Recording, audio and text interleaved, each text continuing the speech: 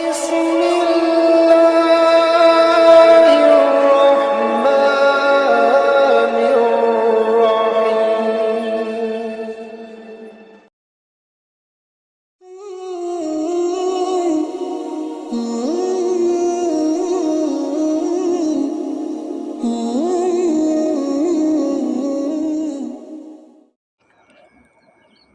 Assalamualaikum warahmatullahi wabarakatuh. Syukur Alhamdulillah bisa berjumpa kembali di channel Cahaya Amalan. Salawat dan salam tetap tercurahkan kepada junjungan kita Nabi besar Muhammad Sallallahu Alaihi Wasallam. Allahumma salli ala Sayyidina Muhammad wa ala ali Sayyidina Muhammad. Sahabat beriman yang dirahmati Allah, banyak manusia di zaman sekarang yang kurang peduli jika pekerjaan yang dilakukannya melanggar ketentuan syariat Islam. Mereka tetap saja menjalaninya selama pekerjaan itu bisa menghasilkan untuk memenuhi kebutuhannya. Kenikmatan dunia yang sesaat membuat mereka terlena, sehingga banyak manusia berlomba-lomba untuk mencari kekayaan sebanyak-banyaknya agar terpenuhi kebutuhan yang tak pernah ada habisnya. Manusia akan terus mencari kekayaan tanpa memperdulikan dari mana harta itu dihasilkan, apakah dari pekerjaan halal atau pekerjaan haram.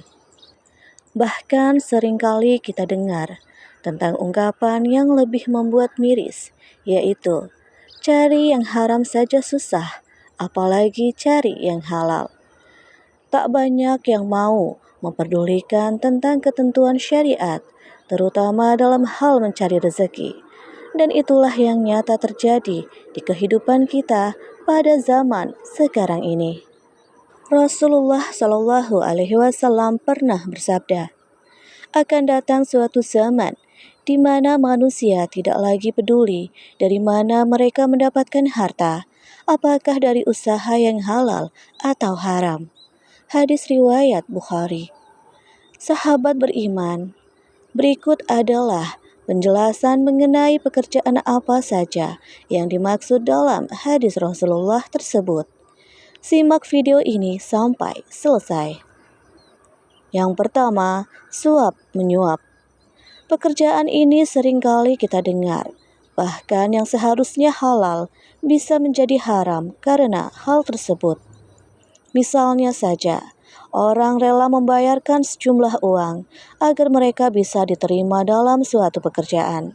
Karena hal tersebut masuk ke dalam pekerjaan suap menyuap.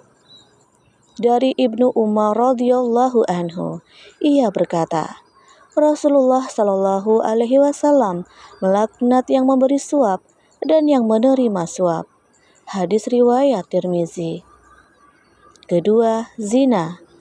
Ketika zina sudah menjadi pekerjaan, mereka akan berdalih dengan susahnya mendapatkan pekerjaan. Akhirnya melakukan perzinaan sebagai pekerjaannya untuk menghidupi diri sendiri dan keluarganya. Allah Subhanahu wa Ta'ala berfirman di dalam Al-Quran, yang artinya, dan janganlah kamu mendekati zina. Sesungguhnya zina itu suatu perbuatan yang keji dan suatu jalan yang buruk. Al-Quran Surat Al-Isra ayat 32. Perbuatan zina sangatlah dibenci Allah. Mendekatinya saja pun tak boleh, apalagi melakukannya. Naudzubillahi min dzalik. Dari Abu Hurairah radhiyallahu anhu, ia berkata bahwa Rasulullah Shallallahu Alaihi Wasallam pernah bersabda, apabila seseorang berzina, maka iman keluar darinya, maka ia wajib menjaga diri dari berbuat zina. Dan apabila dia berhenti dari berbuat zina, maka iman kembali kepadanya. Hadis riwayat Abu Daud. Ketiga, riba. Definisi riba menurut para ulama sebagai berikut.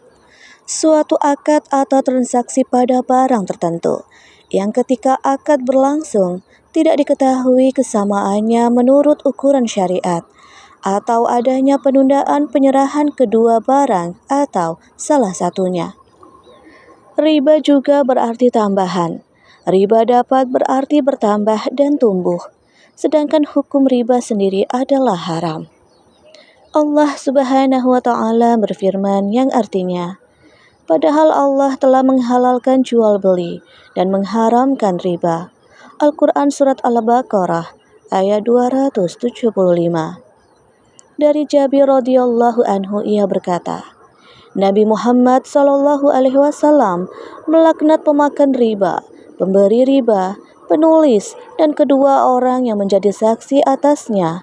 Ia berkata, mereka itu sama saja. Hadis riwayat Muslim.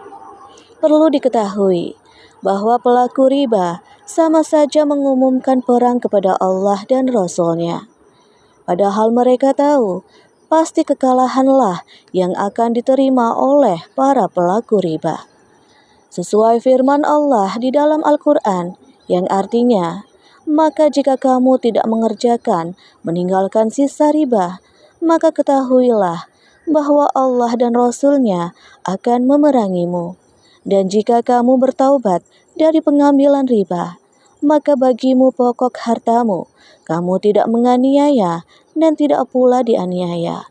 Al-Quran Surat Al-Baqarah ayat 279. Sahabat beriman yang dirahmati Allah, bertakwalah kepada Allah dan berserah diri kepadanya. Insya Allah, petunjuk akan datang dan kita akan diberi rezeki yang lebih baik dari Allah Subhanahu wa Ta'ala. Semoga kita semua dijauhkan dari pekerjaan yang di dalamnya terdapat hubungan dari ketiganya, di mana pekerjaan itu sangat dibenci Allah. Amin ya rabbal alamin. Wassalamualaikum warahmatullahi wabarakatuh.